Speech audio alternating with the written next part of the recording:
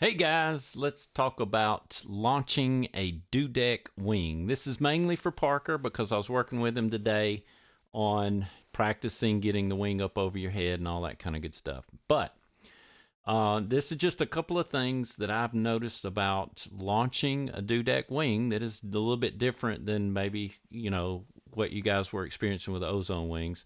I've talked to you guys about this a little bit in the past about getting on the throttle early. And I think that's just really important. It's something that's helped me out over the years, particularly when I'm just trying to figure out how to launch the Dudek wings that I've had over the years. So I wanted to start off by just watching a video, my launch, which was not the best launch in the world. You see my wing came up a little crooked. The wind, it was crosswind launch. But what I wanted you to see is that when the wing gets about right here for me, that's about when I start going full throttle. And it helps me keep my body in front of the wing so that the wing does not overshoot me and then start this front to back isolation. So normally if I've got a cravat or something, then a lot of times the wing being pressurized will sort that out. But if the wing overshoots me and it's got a cravat or something's going on, then the lack of pressure is gonna just exacerbate the problem. So I'm gonna play this video and let you hear when I go full throttle.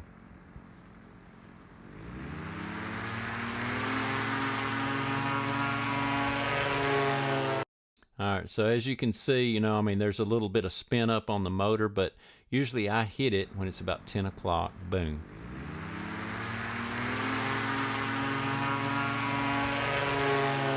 And so that has helped me more than just about anything on my launches.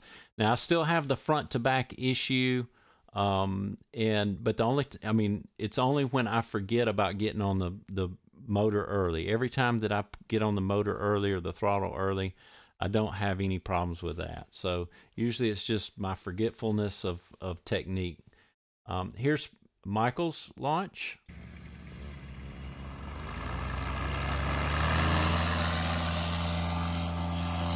So that was really awesome. He had a little bit of front to back isolation right there.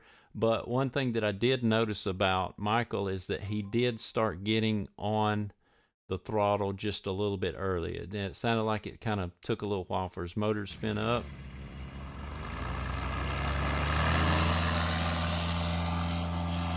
But it was enough to get his body moving forward so that the wing did not completely overshoot him. And then he catches up with the wing, and then the wing starts the front and the back. So very good. Here's Mr. Glenn over here. Let's see.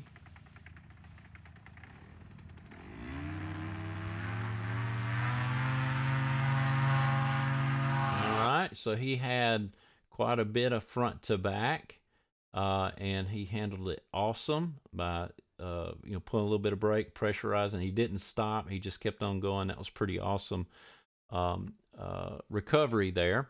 But one thing that I wanted to mention is the fact that the wing basically came up and became,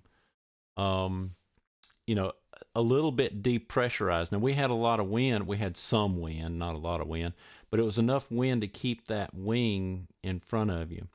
So just let's notice exactly when he goes full throttle.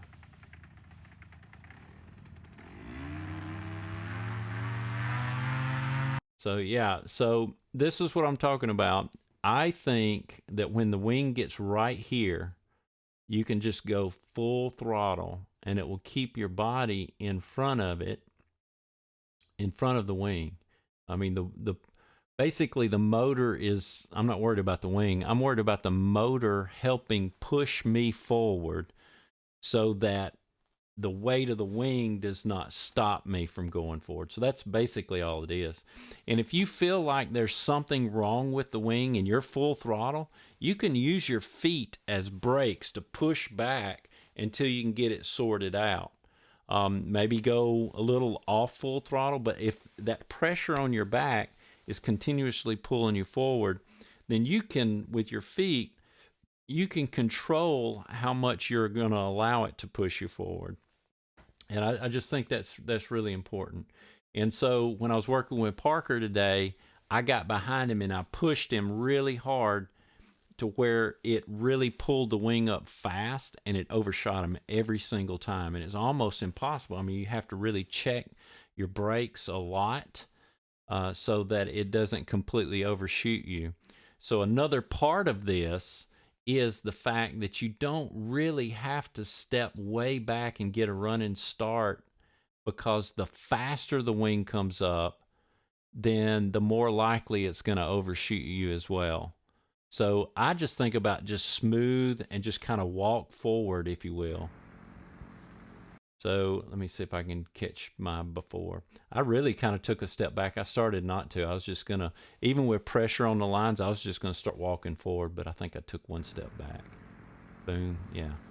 But not a lot, because it doesn't take much. I know my wing is small, but I think all of these wings, I mean, like Michael took a couple of steps back. That's okay. We just get so used to, and my first wing was so heavy. My first wing was so heavy, I had to get a running start just to get the darn thing off the ground. I just don't think it's that necessary with these high performance wings that we're flying right now. So I hope that helps. Everybody is awesome flying now. I just wanted to kind of point a couple of things out that could maybe smooth your launch just a little bit more, make your launches a little bit shorter as well. Anyway, hope that helps.